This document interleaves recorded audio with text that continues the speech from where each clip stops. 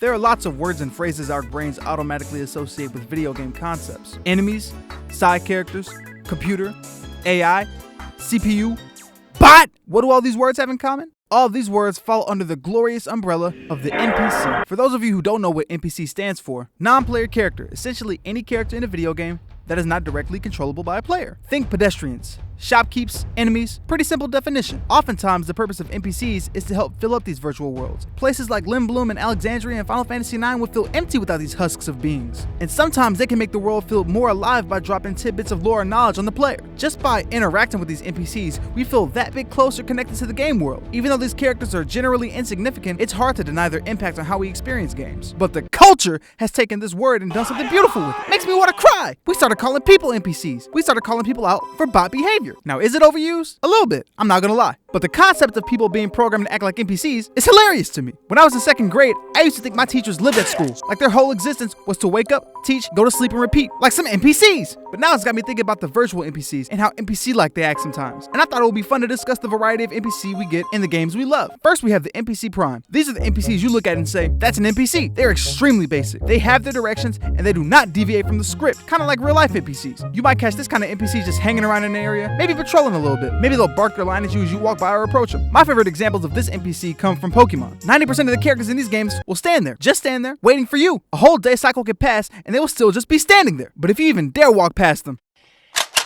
now I gotta pull up. Mad pull-up game. Pokemon NPCs are the most on-site individuals in life, and the ones that don't pull up just don't move. Then you have NPCs like Mr. Bryony chasing his dumb bird in circles forever. Basically, these guys are bona fide bots. They're a little simple-minded with it, and that's okay. We need these NPC primes because they make it clear that you're the main character and the world revolves around you. The world doesn't move without you. Stemming from NPC Prime are the NPCs that have a little artificial autonomy, the ones that try to act like real people.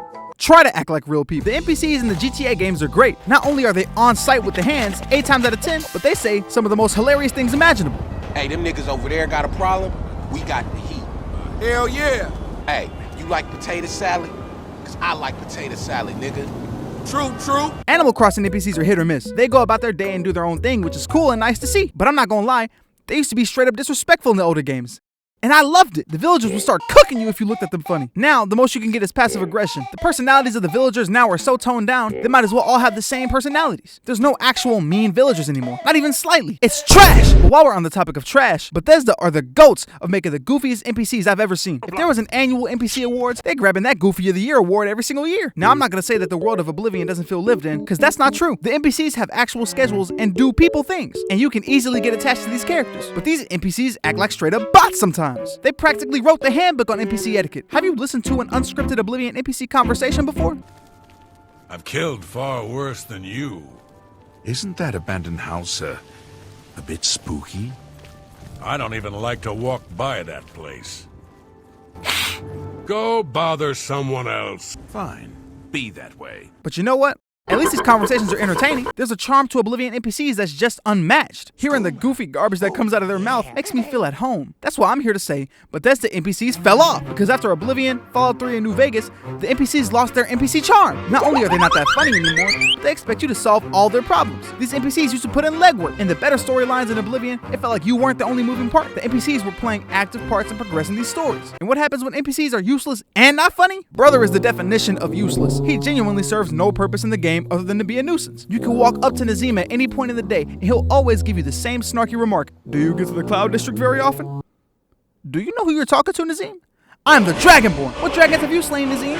Your life is nothing. You serve zero purpose. Bro could get virtually packed up and nothing would change. But honestly, Nazim is just an exceptionally trash NPC. Yeah, the Skyrim NPCs lost a lot of that Oblivion jank, but there's still some charm there. Then you have the enemy NPCs, or as I like to call them, NPCs with hands. But these NPCs at their core serve one purpose: to fold you. Most video game enemies have less tools at their disposal than the player. I like to call these enemies fodder. What they don't have in strength, they're likely gonna make up for by just jumping you. And in a lot of games, they'll jump you in the most polite way possible. They take turns attacking, patiently waiting while their homie gets folded.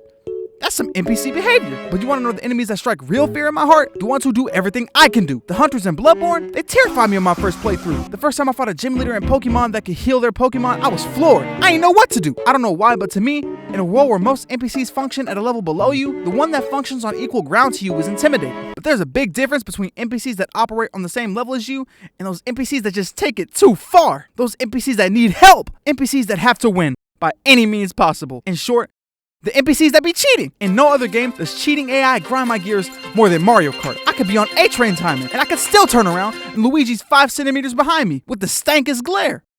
How is he keeping up with me? Next thing you know, I'm getting pelted by the whole item list from everyone behind me. Whenever this happens to me, I just wonder, where is this energy when the NPCs are in first place? I never see them getting jumped like this. These bots gotta be plotting. Boss NPCs who bend the rules of the games are extremely common in fighting games. Though not really a boss, level 9 CPUs in Smash just straight up read your inputs. If you were playing before Kazuya's level 9 CPU was patched, you will remember the demon that was bot Kazuya. Brother was casually hitting some of the nastiest combos I'd ever seen. His crazy combo game paired alongside his ultra instinct reaction times, how is a mere mortal supposed to compete? Omega Rugal from KOF 2002 and Shinakuma from Tekken 7 are two other easy examples that come to mind. Now, Rugal's difficulty actually makes sense to me. SNK didn't want players in the arcades breezing through their game off a few coins, so how do you keep them coming back to spend money on your machine? Put a hard-as freak boss at the end of that jump. Is it ethical? I don't know, but it makes sense. As for Shinakuma, I think Harada just wanted to troll a little. Bandai Namco had no real incentive to make this boss as hard as it is, like Extreme Nagoriyuki and Guilty Gear Strive. Why is bro so hard? Brother has all his cheats activated during the fight. Oh, and you better not lose a single round against him, or you don't get the real final fight, where he's cheating even harder. Most of these super cheating bosses, most people are going to end up finding some cheap exploit and just abusing it to whittle down the boss's health.